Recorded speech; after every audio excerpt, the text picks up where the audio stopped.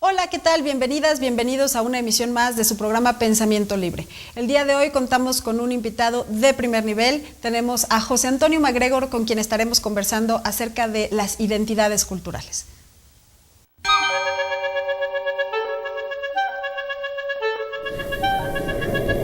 Tú y yo. Igual.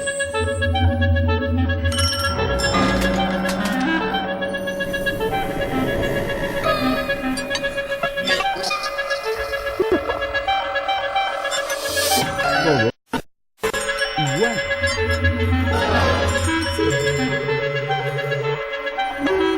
Todos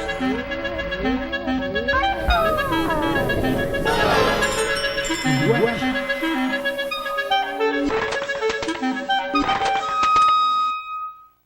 Pensamiento libre.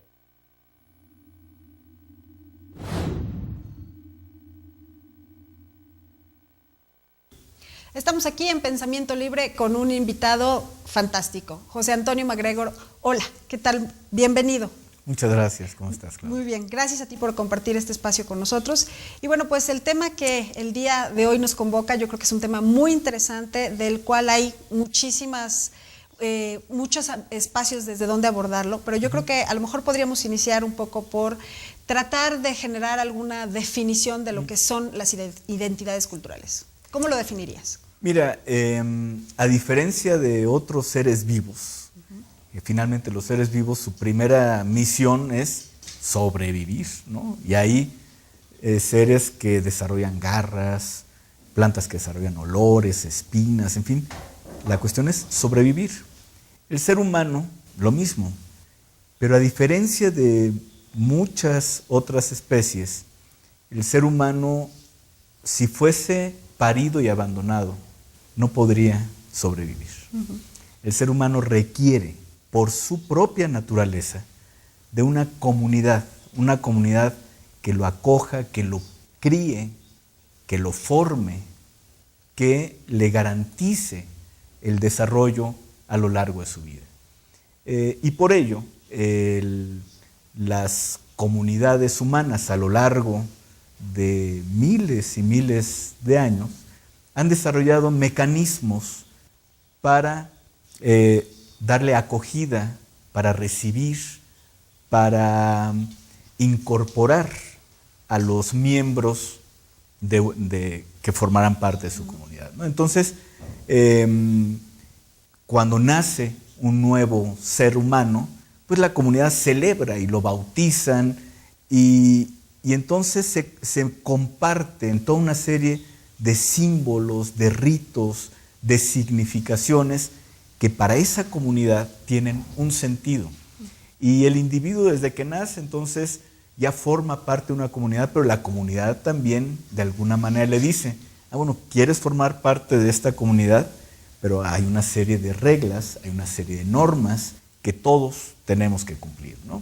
Y entonces se van organizando una serie de formas para organizar la vida simbólica. Y la vida simbólica es la que nos hace propiamente humanos, la que nos diferencia de otros seres.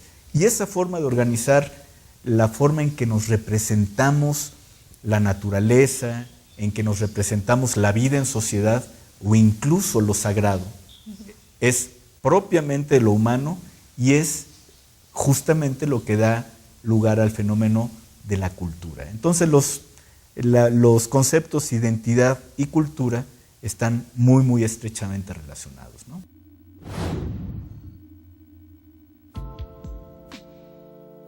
José Antonio MacGregor ha dedicado gran parte de su vida profesional a la promoción de la cultura y a la formación de promotores culturales tanto en nuestro país como en el extranjero.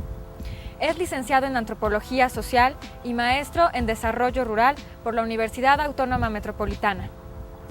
MacGregor obtuvo en 1985 el Premio Nacional de Antropología Social Fray Bernardino de Sahagún, otorgado por el Instituto Nacional de Antropología e Historia.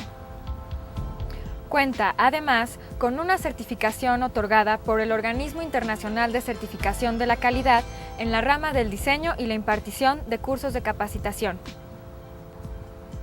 El maestro MacGregor se ha desempeñado como docente en la Universidad Iberoamericana, en la Universidad Pedagógica Nacional y en las universidades autónomas de Querétaro, Guadalajara, Nayarit y Chapingo.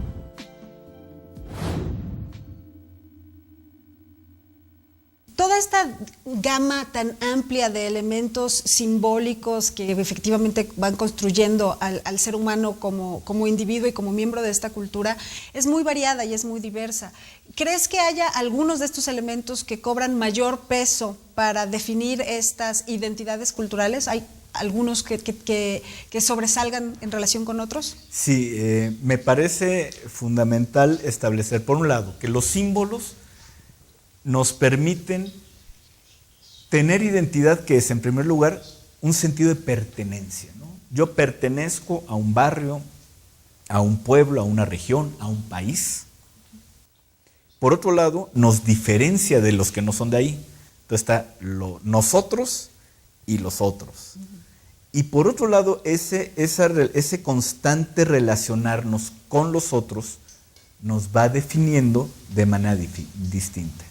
¿Cuáles son, creo yo, los más relevantes sistemas simbólicos que hacen que una comunidad cohesione con mayor intensidad en el espacio y en el tiempo su vida simbólica? Pues en primer lugar me parece que el lenguaje. El lenguaje es lo que nos hace propiamente humanos. El mayor invento de la humanidad ha sido el lenguaje. Y cuando hablo de lenguaje, hablo en primer lugar de la palabra, pero también de otros lenguajes artísticos, en donde a través del sonido, la imagen, el movimiento corporal, decimos cosas. Y decimos lo que sentimos, lo que queremos expresar, lo que necesitamos expresar, y que no todos expresan. Entonces, el lenguaje a través del cual los hombres y las mujeres pueden entender el mundo y entender sus relaciones. Sin el lenguaje nosotros viviríamos biológicamente, pero nuestra capacidad de comunicar lo más entrañable estaría muy limitada, quizá a un rugido, que no está mal, a un toquido de pecho con las manos. Pero cuando entre el lenguaje y todas las expresiones que a través del lenguaje podemos comunicar, entonces decimos lo más humano. Creo que cuando entendemos que la mente humana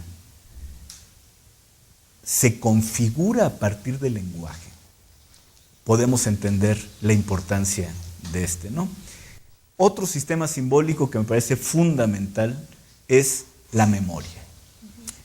Uno de los grandes dramas, y que cada vez con mayor frecuencia vemos, es ver a gente que padece este mal llamado Alzheimer. Y el Alzheimer es una enfermedad que deshumaniza de una manera vertiginosa. ¿Y por qué deshumaniza?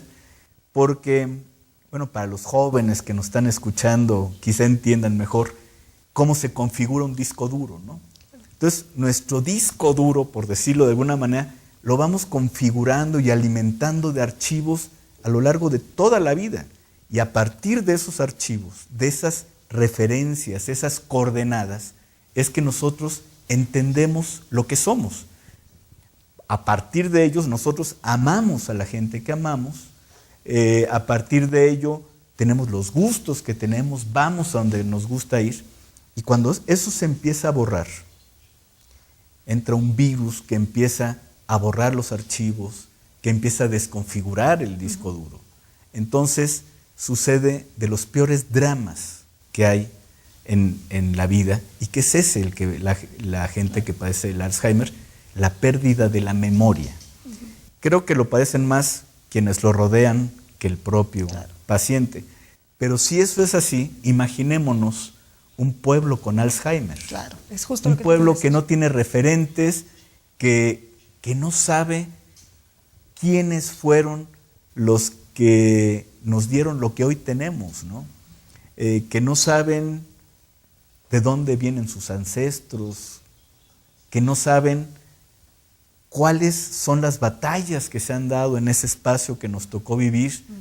Y bueno, pues me parece que el sentido del pasado, la forma en que nos relacionamos con el pasado, es fundamental para el devenir. Es decir, un pueblo que no tiene una claridad en torno al de dónde vengo, difícilmente va a tener una claridad de a dónde quiero ir, ¿no?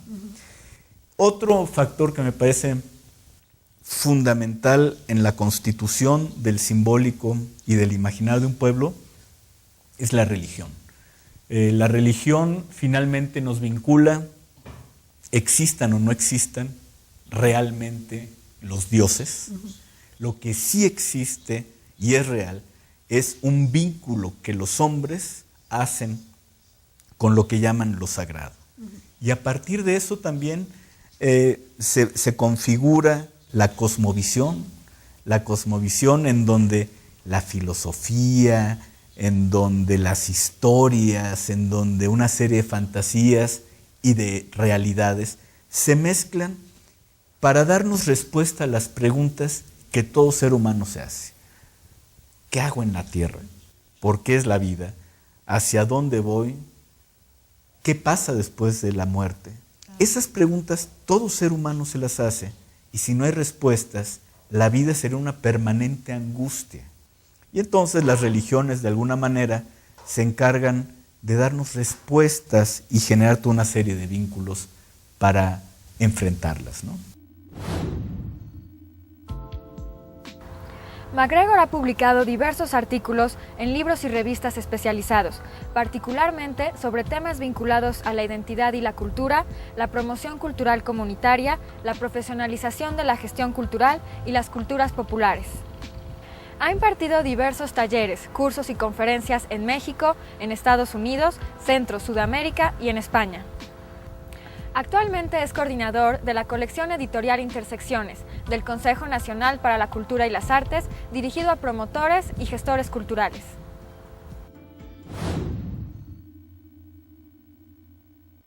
Estamos con un tema muy interesante. Vamos a una pausa y enseguida regresamos. No nos dejen.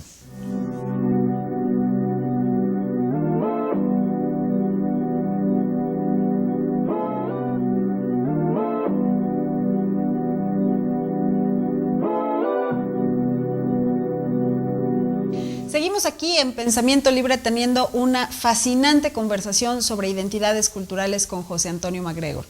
José Antonio, una pregunta que me surge ¿es posible hablar de identidad o hay que hablar de identidades culturales en plural?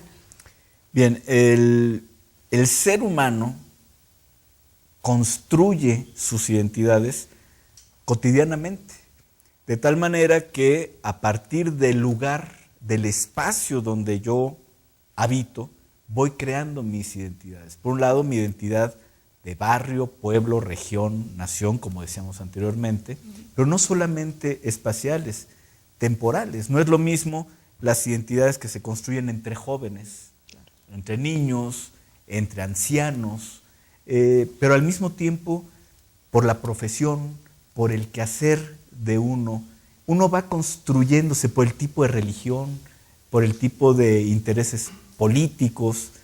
Es decir, nuestra vida no está restringida a un solo ámbito a través del cual nos identifiquemos. La persona que suele hacer de su vida una sola cosa se empobrece en la posibilidad de vivir en plenitud la vida. Mientras más abrimos el abanico de opciones, más se abren las oportunidades de construcción de identidad. Pero al mismo tiempo, todas estas identidades confluyen en cada individuo para crear una identidad. Difícilmente podríamos decir que una persona tiene muchas identidades, porque entonces ya estaríamos quizá ante casos clínicos de esquizofrenia. No, pero la identidad se construye a partir de varias. Y cuando hablamos de los pueblos, cuando hablamos de un país como México, que es pluricultural, que es plurilingüe, plurilingüe. Entonces, difícilmente podemos hablar de una identidad como muchos aprendimos en los años 50, 60, en donde había una madre patria para todos y una lengua para todos y había una identidad como mexicano, porque finalmente en ese discurso quedaban fuera muchos millones de mexicanos. Hablamos de más de 62 pueblos indígenas que cotidianamente se construyen de manera diferente, que viven y entienden la vida de manera diferente. Y bueno, pues quisiera platicarles el caso de Don Miguel, en donde tenemos un caso de cómo una identidad se va desdoblando, vienen procesos de negación, procesos de afirmación, porque finalmente las identidades se negocian. A veces no nos conviene ser como somos y lo ocultamos, lo negamos. A veces sí nos conviene y lo reafirmamos. Bueno, evidentemente quienes tienen identidades más afirmadas, más sólidas, pues se enfrentan con mayor dignidad y mayor certeza a la vida.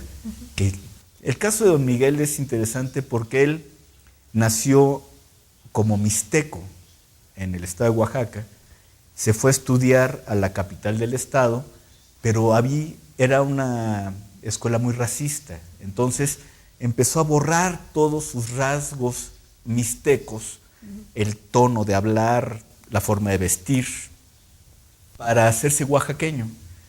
Pero luego tuvo que emigrar a la capital del país, en donde el ser oaxaqueño le estorbaba, y empezó a hablar como chilango. Empezó a ver cómo le hacía para ser como los que estaban ahí, para ser aceptado por los que estaban ahí. La vida lo llevó a emigrar a Tijuana, en donde los chilangos no son muy bien vistos. Claro. Y entonces empezó a dejar de hablar como chilango, a perder todo lo que había incorporado durante sus años en el DF, y luego emigró a Los Ángeles, donde inmediatamente, bueno, cuando ya había condiciones, empezó a tramitar su naturalización como norteamericano. Le cayó la migra, va a un centro de derechos humanos y le dicen, pues desafortunadamente aquí solamente atendemos, no atendemos a gente naturalizada. No, yo soy mexicano.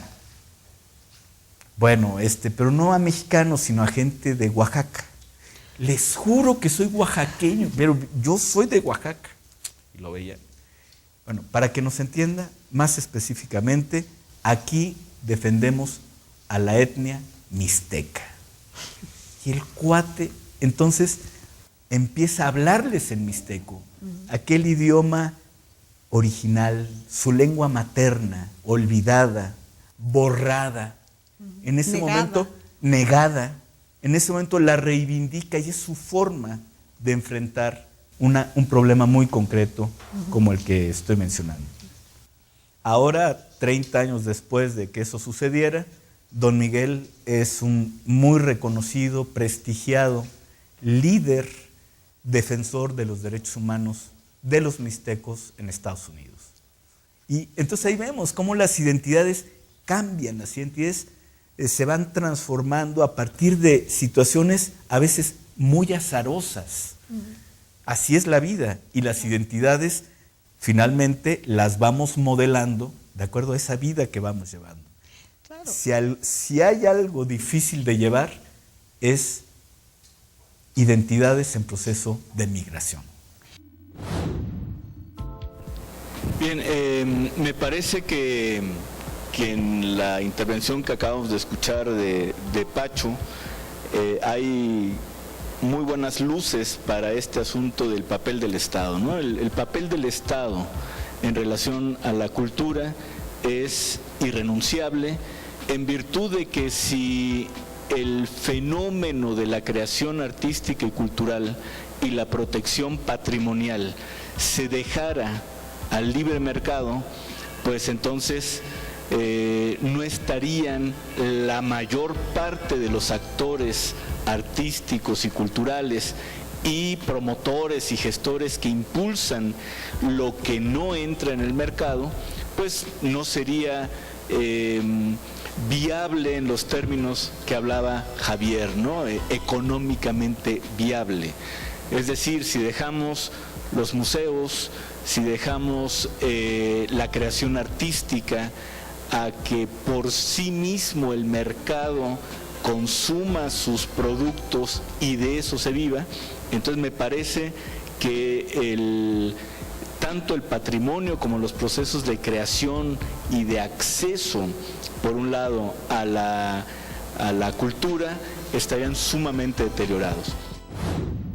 Una cosa que te iba a decir, con el ejemplo que hablas de Don Miguel, creo que ilustra muy bien precisamente lo que decías hace rato, ¿no? La lengua, la cuestión de la memoria, incluso la cuestión de la religiosidad o de la cosmovisión, que en este caso que tú mencionas ahorita, me parece muy claro que esta memoria de ser mixteco, a final de cuentas, es lo que él recupera y reafirma su identidad, pero solamente como resultado del proceso, ¿no? De ir negando y asumiendo otras identidades en el proceso y en el camino, que de otra manera no lo hubiera logrado, y que en el caso de los migrantes es particularmente una situación pues como más difícil de resolver, ¿no? Si a Don Miguel le preguntaras ahorita, ¿cuál es su identidad? ¿Cómo define su identidad? Él te puede decir, mire, yo soy mixteco, oaxaqueño, chilango, mexicano, norteamericano, pero ya entendí que más que eso, soy un ser humano. Claro. Y ese entender que la dimensión a la que debemos aspirar cada vez más es a la construcción de nuevas identidades más planetarias, porque finalmente nuestra posibilidad de intercambiar, de comunicarnos, de ser más parte global de este planeta, pues también es un reto para la construcción de identidades. Lo que me parece es de que el Estado en general aún no adquiere la noción clara de un concepto fundamental que recientemente se ha estado discutiendo en los foros internacionales y que tiene que ver con los derechos culturales. Es decir, en tanto que los derechos culturales no sean reconocidos por el Estado, entonces difícilmente podemos hablar de qué le corresponde al Estado, qué no le corresponde. Hace poco, hace 3 años más o menos, la UNESCO encargó a un grupo que se llamó el Grupo Frisburgo, que es el nombre de la universidad en Suiza que trabajó un documento sobre derechos culturales. Y entre los derechos culturales fundamentales están el derecho a la identidad, el derecho a la memoria, el derecho a la formación artística, el derecho al acceso de bienes y servicios culturales por parte de la mayoría de la población. Y como tú lo dices, cada vez más en la actualidad en este mundo, digo, la palabra globalización o globalizado ya suena a veces hasta trillada y hueca, ¿no? Pero es cierto que podemos encontrar esas coincidencias y ese sentido o este sentimiento de pertenencia con grupos o personas o situaciones que geográficamente estén distantes a nosotros, pero que podemos encontrar ese sentido de pertenencia, ¿no? Esa identidad que no necesariamente nos niega en nuestra identidad nacional o de género o de cualquier otro tipo, ¿no? Don Miguel León Portilla, un gran pensador mexicano que ha estudiado sobre todo los pueblos indios y los ancestros más remotos, dice que la globalización es como el colesterol. Dice, hay colesterol bueno y hay colesterol malo. Entonces, al tiempo que la globalización sufre un esguince económico en una parte del planeta y se fractura todo un sistema que está globalizado, interactuando de manera sistémica, es decir, es un sistema en donde pasa una cosa aquí y altera todo. Bueno, pero también está la globalización que le permite a los creadores mexicanos, músicos, saber lo que están haciendo en África, en Oceanía, en Asia, en este momento con la creación musical. Y no solo eso, la globalización está permitiendo algo que hace no muchos años era difícil de concebir, lo que ahora llamamos la interculturalidad, que supone que una cultura en condiciones de equidad, no de dominación, condiciones de equidad, a partir del diálogo empieza a crear con otra cultura algo diferente, algo que ni es propio de unos ni de otros, es decir, una innovación y que finalmente me parece la oportunidad máxima de la creación humana. Vamos a retomar esa idea en cuanto regresemos. Vamos a un corte y enseguida volvemos con ustedes.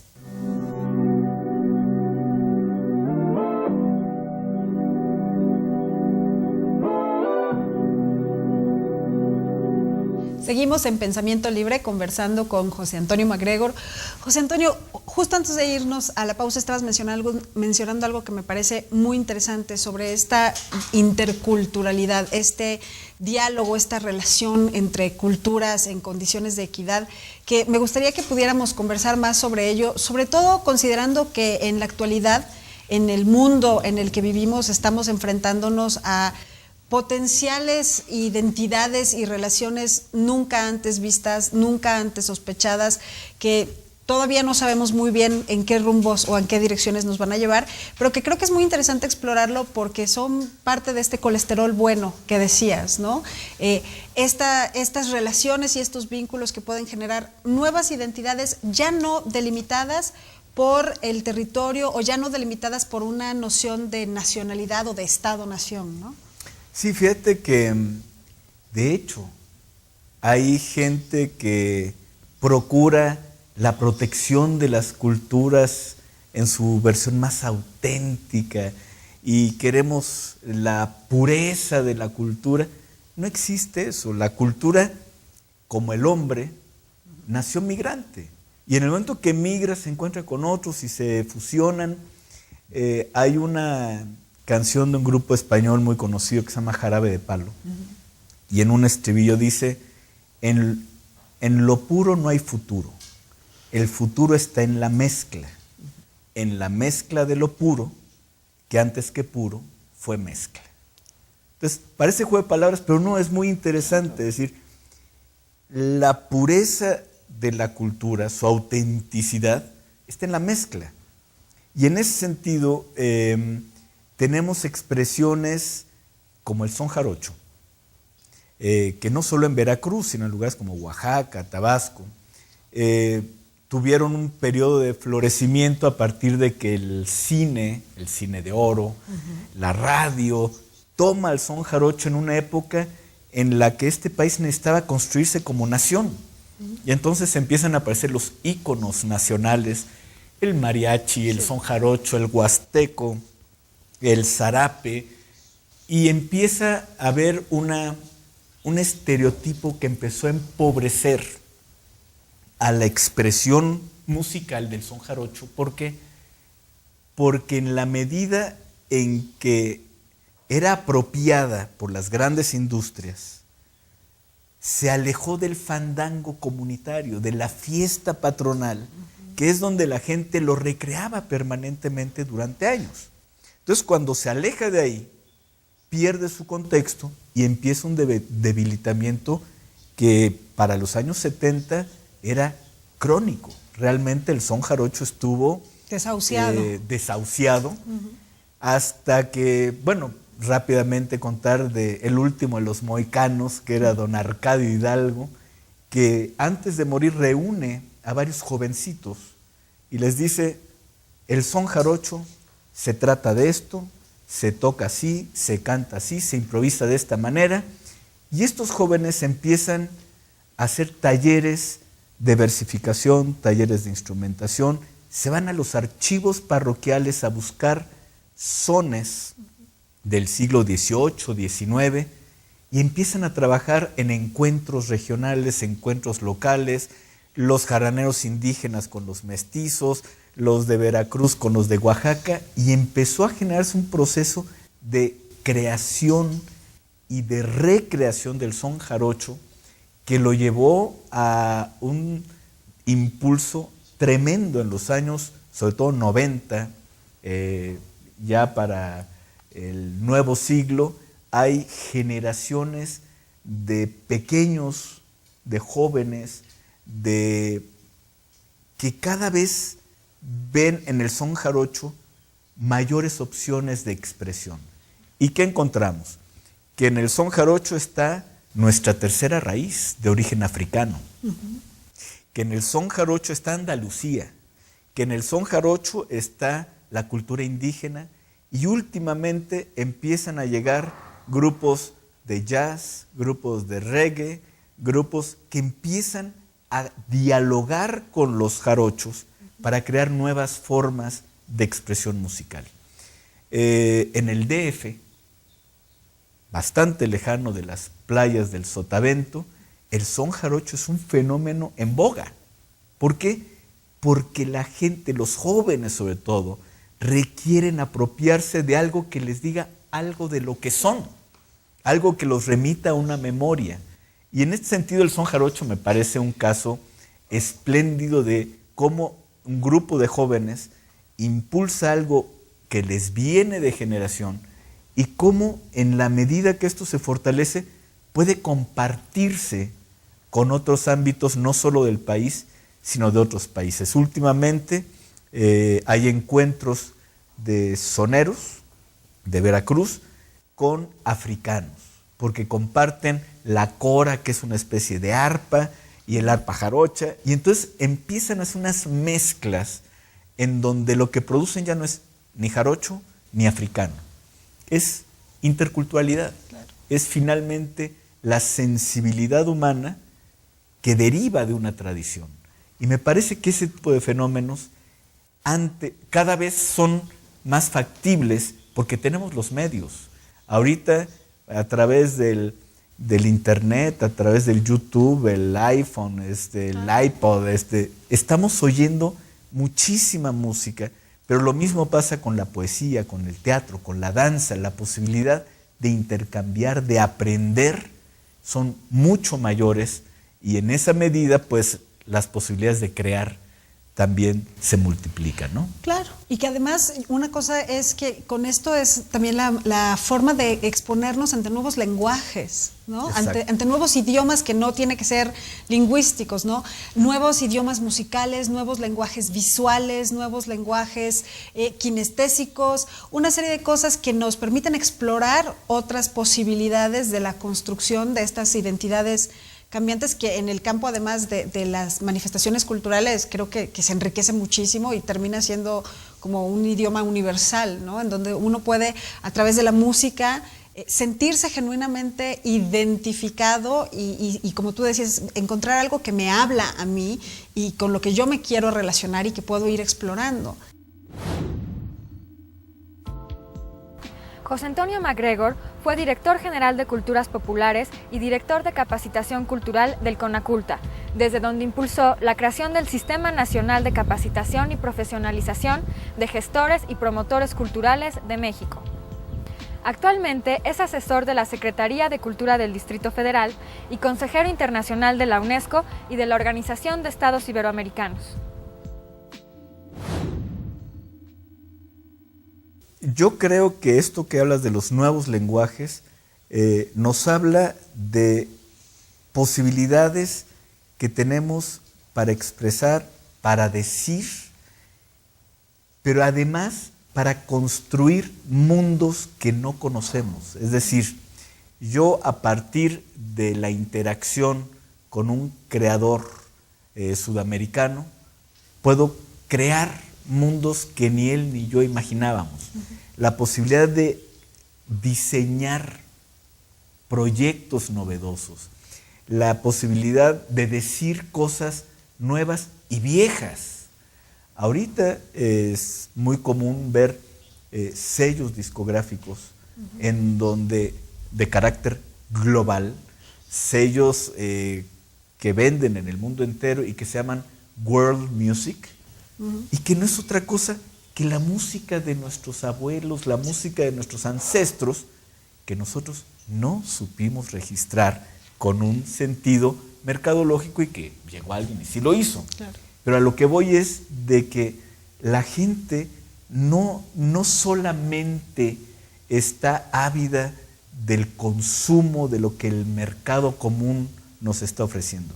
La gente también quiere sentirse que es alguien en este inmenso mundo de posibilidades, y creo que una de las nuevas opciones que se nos abren para participar en el mundo, porque de repente uno se siente pequeñito, pequeñito, ¿no?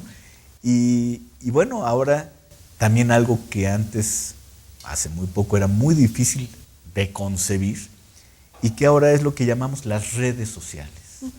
Las redes sociales no solamente se están constituyendo para una interacción de lo humano en general, sino que se constituyen a partir de problemas comunes, de temas comunes, de intereses, como son los derechos humanos, la equidad de género, el medio ambiente, la lucha indígena, el medio ambiente, y cada vez son más los temas.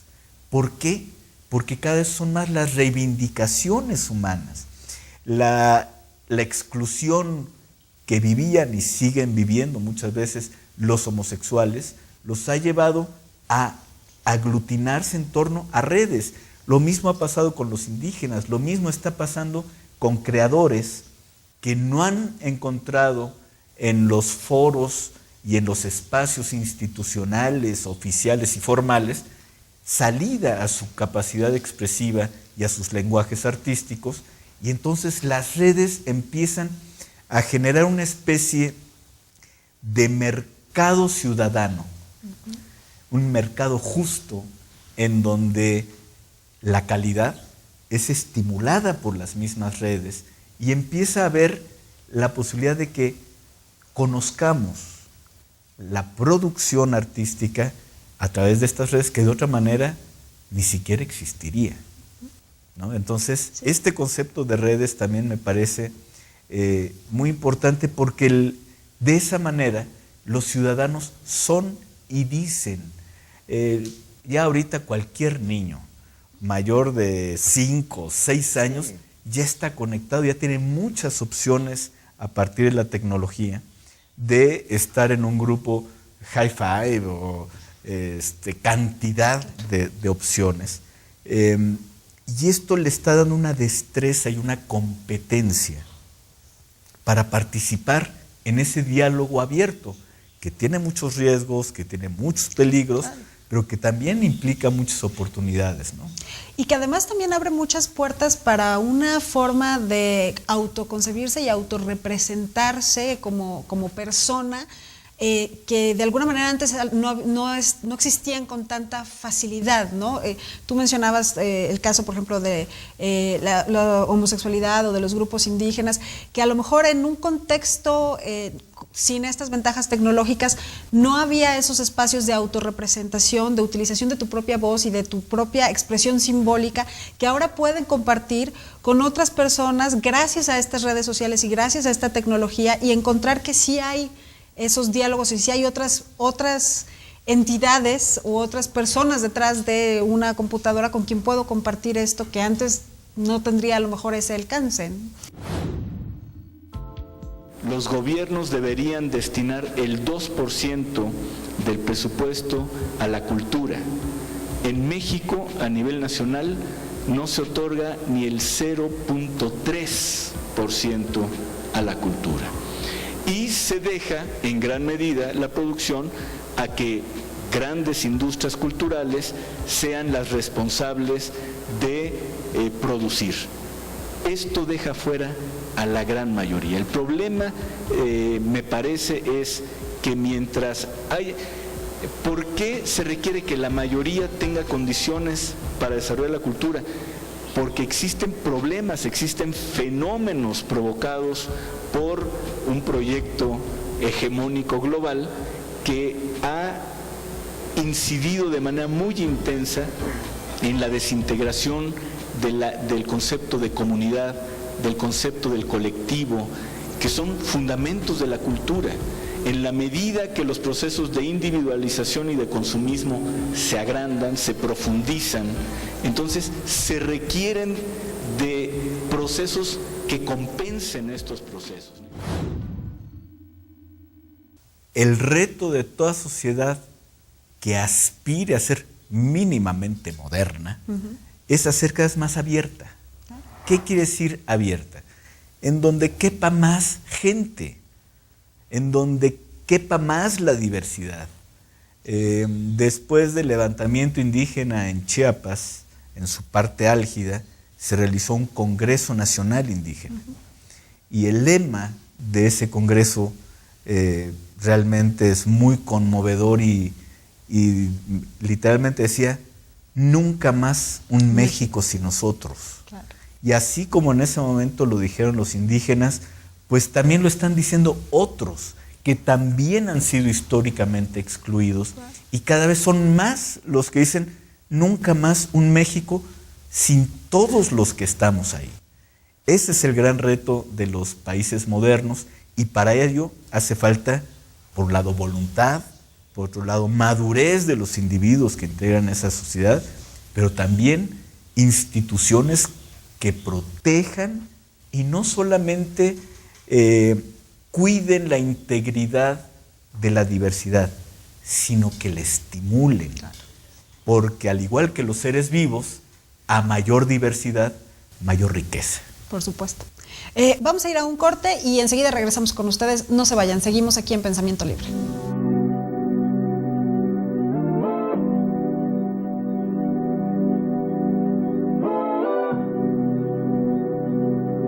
Seguimos en Pensamiento Libre conversando con José Antonio MacGregor sobre identidades culturales.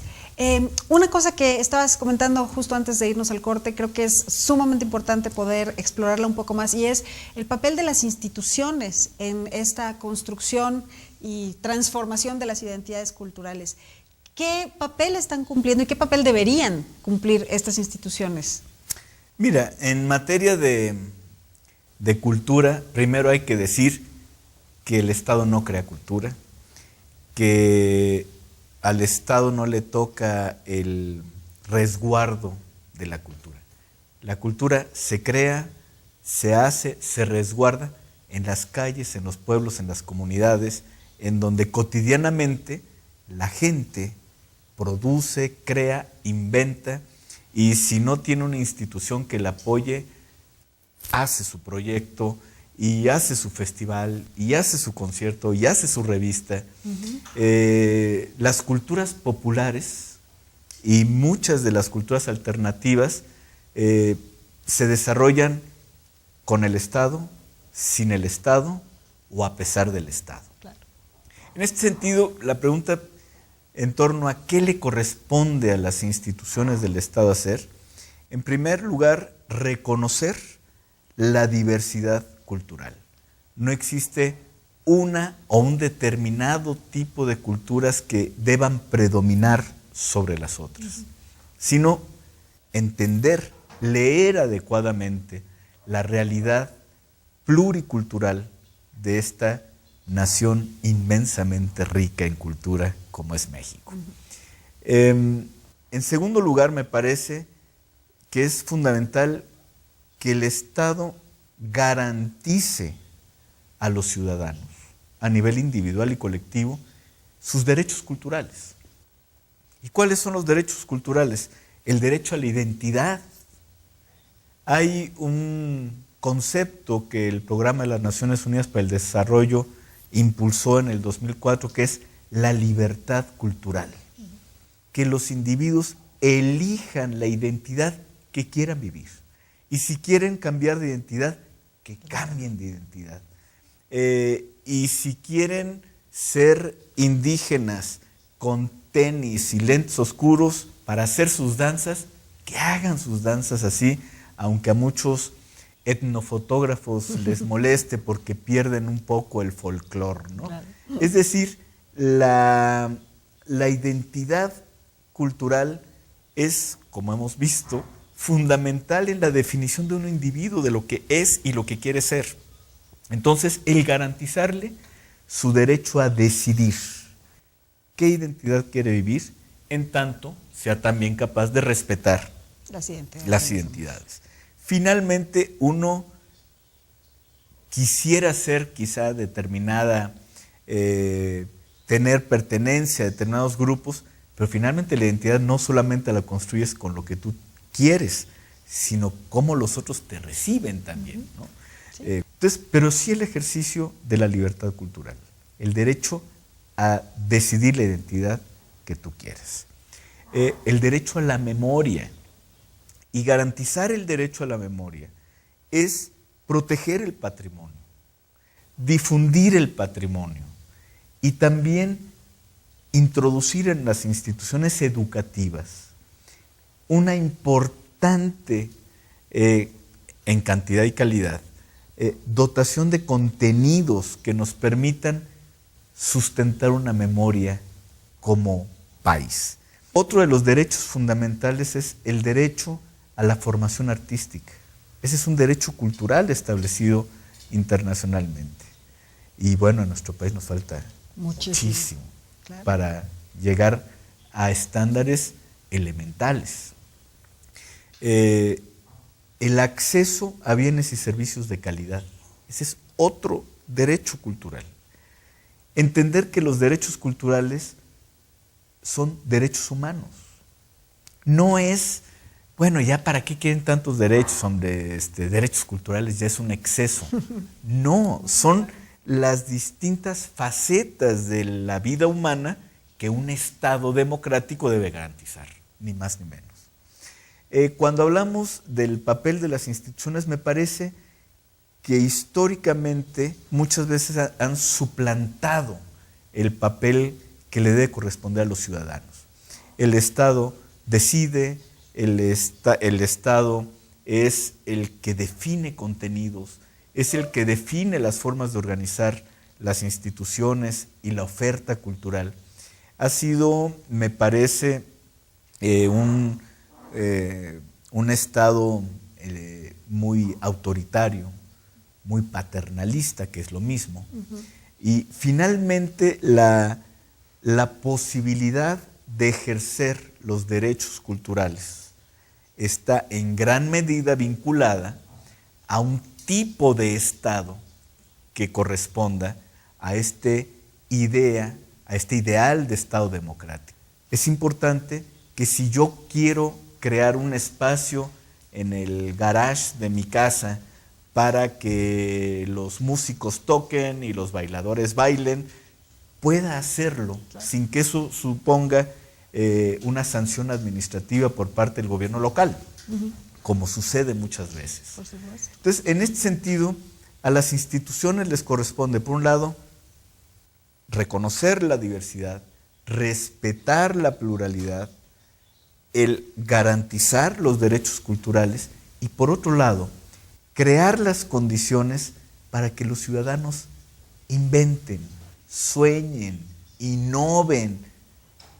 Paulo Freire, el gran pedagogo brasileño, decía, refiriéndose a los educadores, ¿no? Y en este sentido yo por analogía hablo de los promotores culturales, esos promotores que hay en muchas de las instituciones culturales, pero que también hay en los barrios y comunidades que de manera autónoma e independiente dan vida a muchas de las expresiones culturales. Paulo Freire decía, el educador sirve para recantar el mundo, para repintar el mundo, para redanzar el mundo.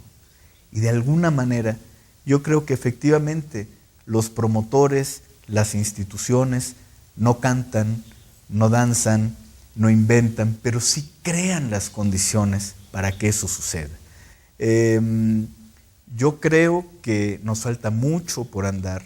Esta famosa transición hacia la democracia nos está resultando cada vez más difícil de lo que pensábamos en un principio, pero finalmente la posibilidad de vislumbrar un país donde la gente viva de manera más informal, menos oficial, menos,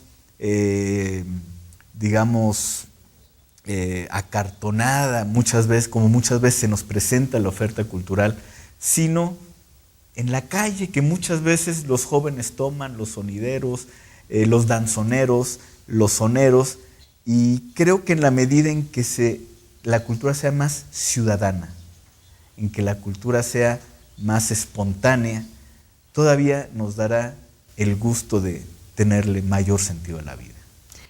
Yo creo, José Antonio, que nos dejas con una invitación y un reto muy interesante que yo espero que genuinamente cada vez más los ciudadanos retomemos, que es ese, ¿no? Crear, vivir, ejercer este derecho a la cultura y este derecho a nuestras identidades. Esto supone un tipo de Estado diferente, pero también un tipo de ciudadano diferente. Por supuesto. Te agradezco muchísimo, muchísimo tu presencia aquí en Pensamiento Libre. Ha sido un placer conversar contigo. Muchas gracias a ustedes también por acompañarnos en una emisión más de este programa y los esperamos la próxima.